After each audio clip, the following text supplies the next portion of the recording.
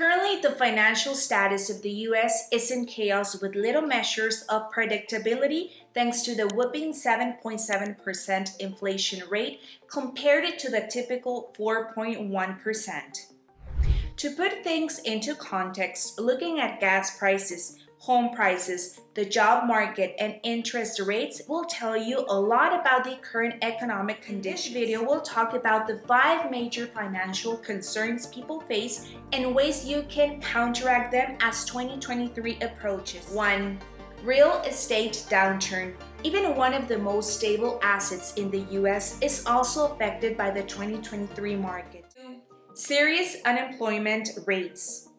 As companies and small businesses start to experience low revenue due to low consumer confidence, they will lay off some employees to cut their losses.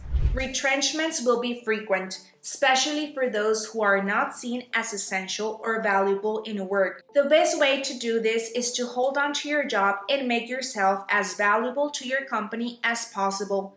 Also, look for a part-time job or a side gig to earn more money for a safety net in case you get laid off. By just being employed in one job, you risk losing a lot more rather than if you have other forms of income at your disposal.